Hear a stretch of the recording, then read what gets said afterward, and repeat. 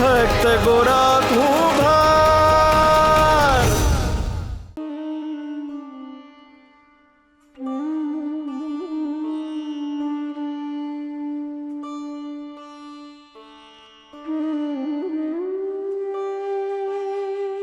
મને માફ કરજો, હું અહીંયા આવી, પણ હું કરું? મારા પોતાના ગામમાં મારા હાથે જગ્યા ન રહી. જે ગામમાં હું જન્મી, જ્યાં મોટી થઈ, ત્યાંથી જ મને જાકારો મળ્યો. પણ આયા પણ તો હું જાણું છું, જંગલમાંથી છૂટીને કૂવામાં આવી છું. અહીંયા એ નિર્દય યુવરાજ રહે છે, જેણે એક પળમાં જ મારી જિંદગી વિખેરી નાખી. પણ એ વિચારતા જ મને બીજો વિચાર આવ્યો કે જ્યાં એ નિર્દય યુવરાજ રહે છે, ત્યાં તમારા જેવા નિર્દોષ, નિખાલસ અને નીડર તમે પણ રહો છો. અહીંયા એક બાજુ તકલીફ આપનારા છે, તો તમારા જેવા તારણહાર પણ છે. તમે મારા હાટું જે કર્યું એ ખાલી ને ખાલી હરી જ કરી શકે. એટલે તમે મારા માટે હરીની જગ્યાએ છો.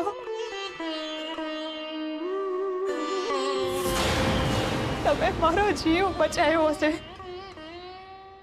મારા બાપુ હંમેશા કહેતા કે મારવા વાળા કરતા જીવ બચાવનારો હંમેશા મોટો હોય છે.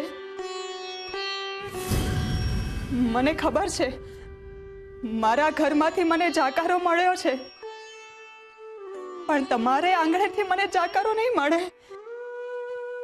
પણ તમને મારું ઘર કેવી રીતના ખબર પડી?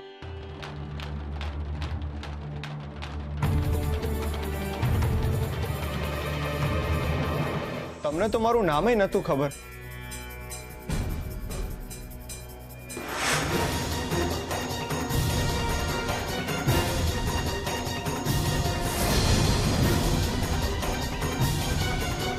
हरे कृष्ण हरे कृष्ण हरे कृष्ण हरे कृष्ण. અરે, આ તો એમનો જ અવાજ છે. हरे कृष्ण हरे कृष्ण हरे कृष्ण हरे कृष्ण हरे कृष्ण हरे कृष्ण.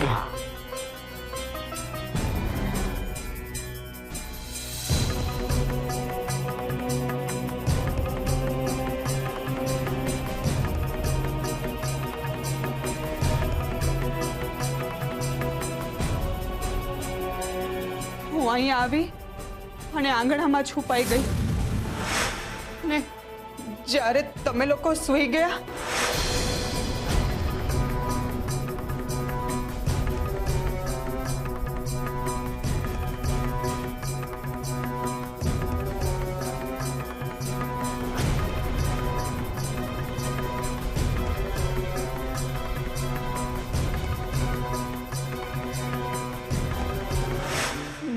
મને આશરો આપશો ને? હું ઘર વિહોણી છું, જો અહીંયા નહીં રહી શકું, હું જીવી નહીં શકું. જો બેન, તારી હંધી વાત સાચી છે, પણ આ અમારું ઘર છે, કોઈ ધર્મશાળા નથી કે બધા દુખિયારા આવે ને આયા રોકાઈ જાય. એ બચારી દુખી છે, ભલે ને અહીંયા આપણી હારે રહેશે તો એનું મન પણ હળવું થશે. અરે એનું મન હળવું કરવા હાટું આપણે તકલીફનો અનુભવ ન કરી શકીએ ને. પણ ભાભી, એ બચારી ક્યાં જશે? એ દુખી છે અને ફસાયેલી પણ છે. જો આપણે એને નહીં સમજીએ તો કોણ સમજશે? આમ કોઈને પણ આપણા ઘરમાં કઈ રીતે રાખી શકીએ? અને આપણે કઈ એવા ધનપતિ નથી પણ તને વાંધો હું છે મીઠી? આપણા ઘર આંગણે કોઈ દુખિયારો આવ્યું હોય ને તો એને જાકારો ના દેવાય.